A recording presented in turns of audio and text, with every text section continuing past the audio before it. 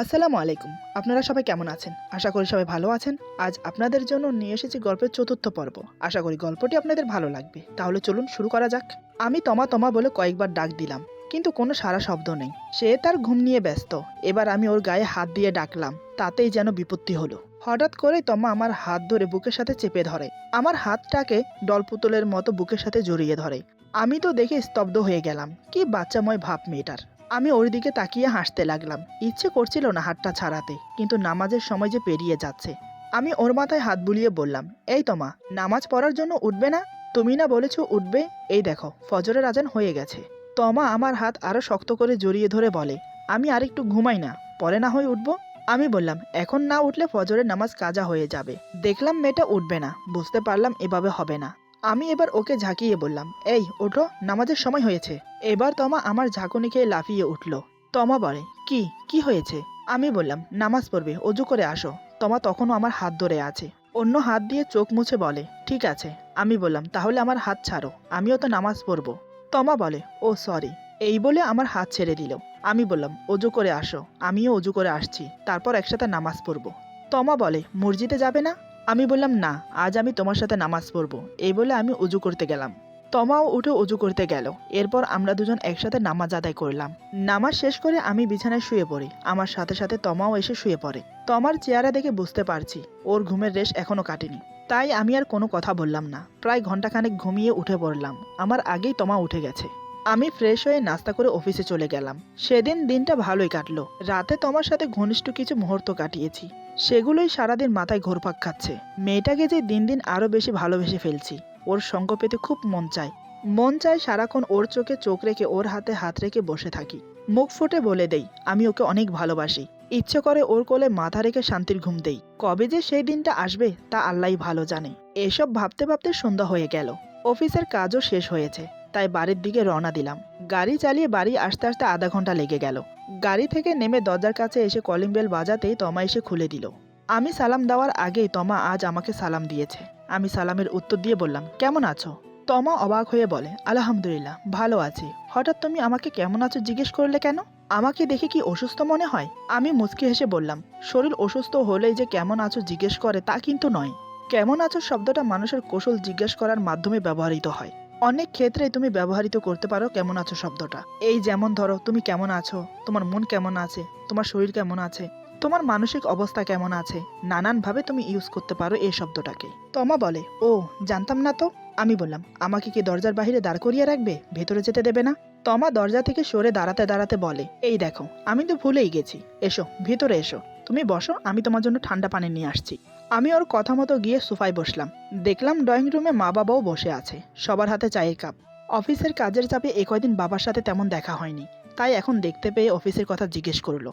তাই নিয়ে আমাদের মাঝে কিছুক্ষণ গল্প হলো। এরপর আমি উঠে চলে গেলাম রুমে। শরীরে কাপড় ছেড়ে ফ্রেশ হয়ে নিলাম। কিছুক্ষণ পর রাতের খাবারের জন্য ডাকা হলো। সবাই একসাথে বসে রাতের ডিনার শেষ করলাম। আমি এসে শুয়ে পড়েছি। তারই আধা ঘন্টা পর তমা আসে।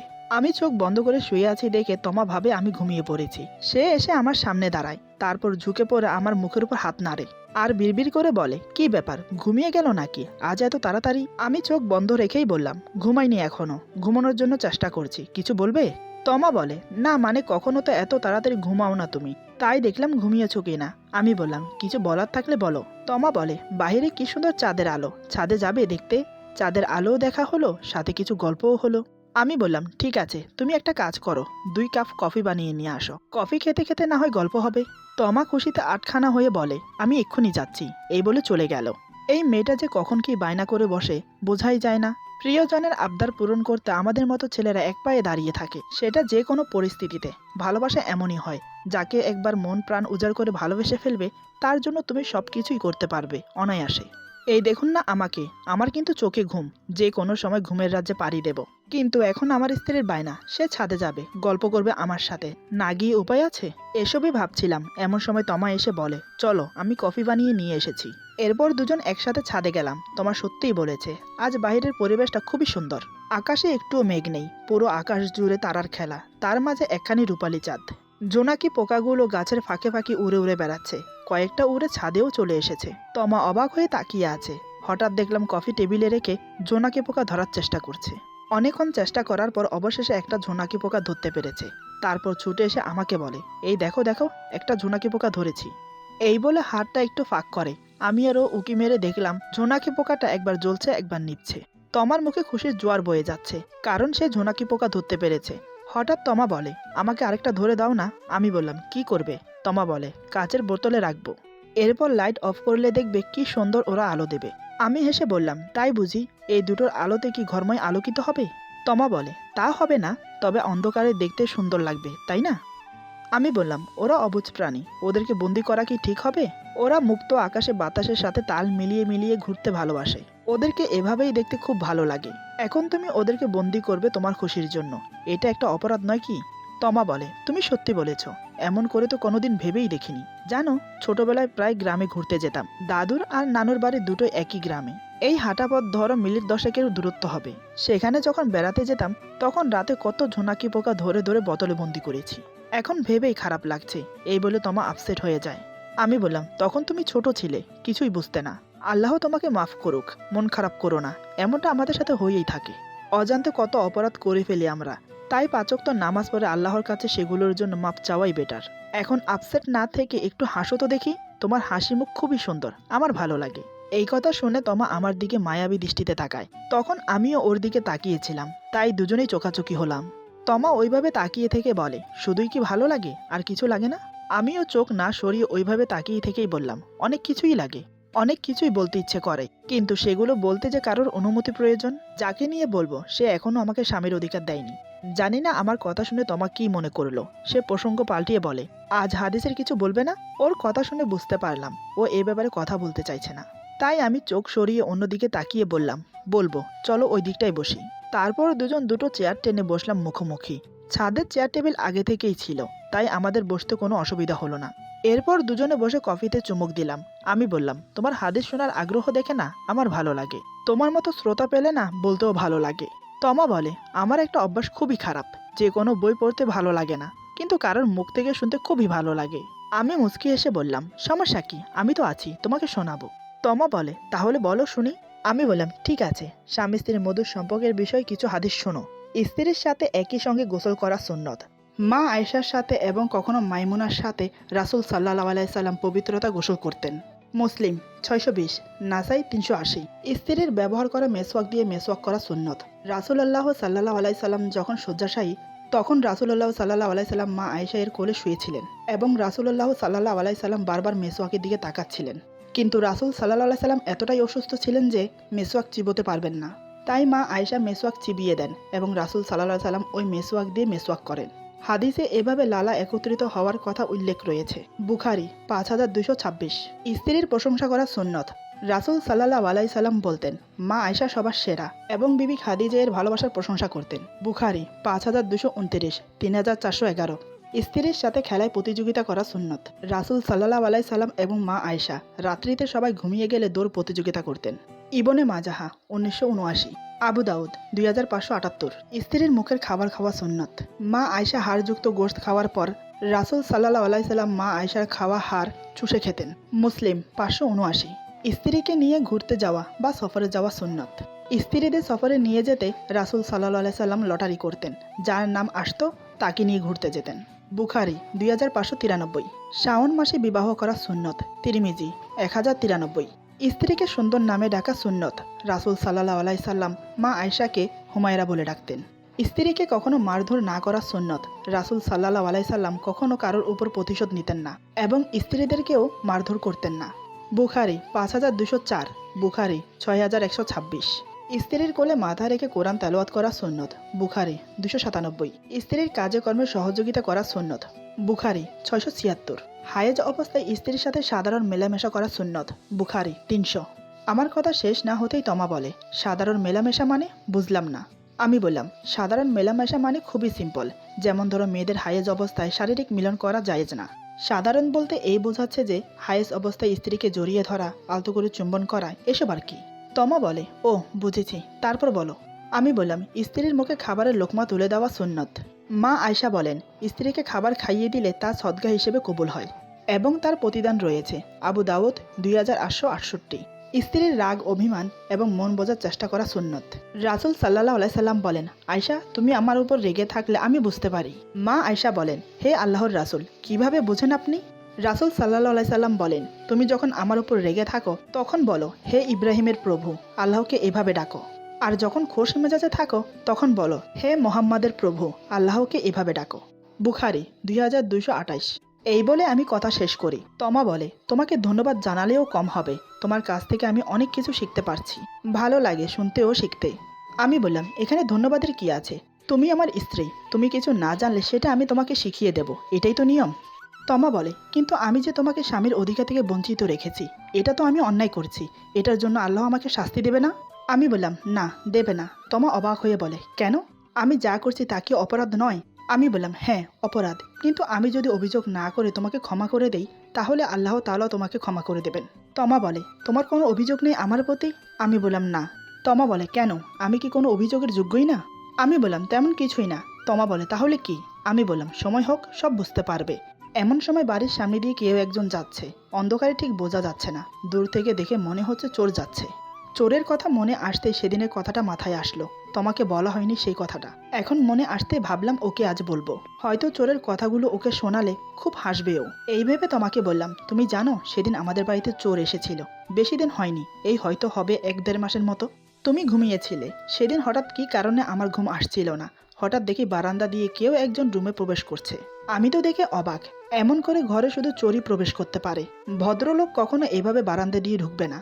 জীবনে কোনোদিন চোর দেখিনি কিংবা চুরি করা দেখিনি, তাই মনে মনে সিদ্ধান্ত নিলাম, চোরে চুরি করবে, আমি শুয়ে শুয়ে দেখব, লাস্ট মোমেন্টে চোরটাকে ধরে ফেলবো। এই ভেবে চুপচাপ শুয়ে রইলাম ঘুমের ভান ধরে। চোরটা রুমে প্রবেশ করে চুরি করতে লাগলো। আমি চোখ মিটমিট করে ওকে দেখছি, সে একটু টের পায়নি আমি যে জেগে আছি। চোরটা চুরি করে চলেই যাচ্ছিল, ঠিক তখনই আমি ধীর পায়ে উঠে চোরটার ঘাড়ে মারলাম এক ঘুষি। তাতেই চোর বেটা চিৎ হয়ে পড়ে গেল মেঝেতে। ধাতস্থ হতে প্রায় কিছুটা সময় লেগে যায়। ততক্ষণে আমি চোরটাকে জরিপ করে নিলাম, দেখতে খুবই হ্যান্ডসাম, পড়াশোনা জানা, কথার হাবভাবে বোঝা যায় খুবই স্মার্ট। এই ধরে নাও আমার সমবয়সী হবে, তা সে যেমনই হোক। তোমাকে আসল কথা বলি, চোরটা কি বলে জানো? তার নাকি গ্রামে বউ আছে, বাচ্চাও আছে দুটো, শুধু তাই নয়, এখানে নাকি কয়েকটা গার্লফ্রেন্ড আছে। আমি শুনে তো অবাক, মানুষ একটা গার্লফ্রেন্ডকে পুষতে হলে বাবার পকেট থেকে টাকা চুরি করতে হয়, আর চোর বেটা বলে কি বউ বাচ্চার সাথে আরও কয়েকটা গার্লফ্রেন্ডকেও পোষে। তারপর আমি অনেক বোঝালাম, জানি না সে কতটুকু বুঝেছে। আমার কথা শেষ না হতেই তমা এসে আমার পাশে বসে, হঠাৎ আমার হাতে হাত রেখে কানের কাছে মুখ এনে ফিসফিস করে বলে, আমি সবই জানি, সেদিন রাতে আমি জেগেই ছিলাম, লাস্টে যে তুমি চোরটাকে 2000 টাকা দিয়েছো তাও আমি দেখেছি। আর সবচাইতে দুঃখের বিষয় কি জানো? ওই চোরটাই রাকিব ছিল। মনে মনে ভেবেছিলাম উঠে গিয়ে ওর কাছে ক্ষমা চাইবো, পরে ভেবে দেখলাম আমি কি ওকে ঠকিয়েছি? উল্টো ও আমাকে ঠকিয়েছে, বউ বাচ্চা থাকা সত্ত্বেও আমার সাথে প্রেম করেছে, আমাকে ঠকিয়েছে, আমাকে ক্ষমা করে দাও, ওর মতো একটা ফ্লট ছেলের জন্য তোমাকে কষ্ট দিয়েছি, সরি। এই বলে টুপ করে আমার কাঁধে মাথা রেখে আমাকে জড়িয়ে ধরে। আমি এতক্ষণ ধৈর্য ধরে ওর কথাগুলো শুনছিলাম, যত শুনছি ততই অবাক হচ্ছি। তার মানে তোমার এক্স বয়ফ্রেন্ড মানে রাকিব একটা চোর? সেজন্যই কি তোমার সেদিনের পর থেকে আমার এত কেয়ার নিচ্ছে, সব কিছুতে আমাকে সাপোর্ট করছে? ধীরে ধীরে ওর দুর্বলতা বাড়ছে আমার প্রতি। এদিকে তোমার কথাগুলো শেষ করে কান্না জুড়ে দিয়েছে, ওর চোখের পানিতে আমার টি শার্ট ভিজে যাচ্ছে। ওকে কাঁদতে বাধা দিলাম না, মনের ভিতরে হওয়া কষ্টটা বেরিয়ে যাক, তাতেই ভালো হবে, তাই কিছুক্ষণ এভাবে রইলাম। আমার সাহস হচ্ছে না ওকে জড়িয়ে ধরতে, তারপরও ওর মাথায় হাত বুলিয়ে বললাম, যা হবার হয়ে গেছে, ওইসব ভেবে মনে কষ্ট পেও না, সব ভুলে গিয়ে নতুন করে শুরু করো, সেটাই বেটার হবে। তমা আমার বুক থেকে মাথা তুলে আমার চোখে চোখ রেখে বলে, সব ভুলে গিয়ে নতুন করে কিভাবে শুরু করব? তুমি কি এত কিছুর পরেও আমাকে নিজের করে নিতে পারবে? আমি বললাম, এমন করে বলছো কেন? তোমাকে যদি নিজের মনেই না করতাম তাহলে কি এতদিন পর্যন্ত তোমার সাথে সংসার করতাম? আমি তো তোমার অপেক্ষায় আছি, কখন তুমি সব ভুলে আমার কাছে ফিরে আসবে। তমা বলে, আমি তো সেই রাত থেকে চেষ্টা করে যাচ্ছি তোমার মনে মতো হওয়ার জন্য, সেদিন থেকেই তো তোমাকে স্বামী হিসেবে মেনে নিয়েছি, তোমাকে একটু একটু করে ভালোবাসতে শুরু করেছি, আমিও তো অপেক্ষা করছিলাম তুমি কখন আমাকে কাছে টেনে নেবে। এই বলে তমা আবার আমার বুকে মাথা রেখে কান্না শুরু করে দেয়। এবার আমি আর নিজেকে ঠিক রাখতে পারলাম না, পাগলিটা সেই কখন থেকে কেঁদেই যাচ্ছে, আমি শান্ত না করলে শান্তই হবে না। আমি এবার 2 হাতে ওকে শক্ত করে জড়িয়ে ধরলাম। আমি বললাম, আমি তোমাকে ভালোবাসি, অনেক বেশি ভালোবাসি। এতক্ষণ তোমার নীরবে চোখের জল ফেলছিল, আমার মুখে ভালোবাসার কথা শুনে আমাকে আরও শক্ত করে জড়িয়ে ধরে চিৎকার করে কেঁদে ওঠে। আমি ওকে শক্ত করে জড়িয়ে ধরলাম, তারপর মাথায় হাত বুলিয়ে বললাম, প্লিজ শান্ত হয়ে যাও, তুমি না আমার লক্ষ্মী, তুমি কান্না করছো কিন্তু কষ্ট আমি পাচ্ছি, তাই বলছি লক্ষ্মীটি আমাকে আর কষ্ট দিও না, এমনিতেও অনেক কষ্ট দিয়েছো, আর দিও না প্লিজ। এখন শুধু তোমার ভালোবাসা চাই। ভালোবাসবে আমাকে? তমা কান্না জড়িত গলায় বলে, হ্যাঁ বাসবো, সারা জীবন বেসে যাব। এবার আমি ওর সারা মুখে কিস করতে লাগলাম, তারপর ওর ঠোঁটে ঠোঁট ডুবিয়ে দিলাম। দেখি তমাও রেসপন্স করছে।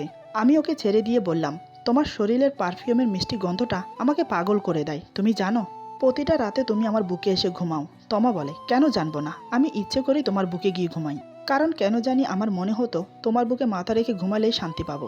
আমি বললাম, তাই বুঝি? আর আমি সেই সুযোগে তোমাকে আদর করতাম। তমা বলে, তাও আমি জানি, কিন্তু আমি তোমাকে বাধা দিতাম না, কারণ আমারও ভালো লাগতো। খুব ইচ্ছে করতো তোমার ভালোবাসা পেতে, তোমার ছোঁয়া আমাকে পাগল করতো।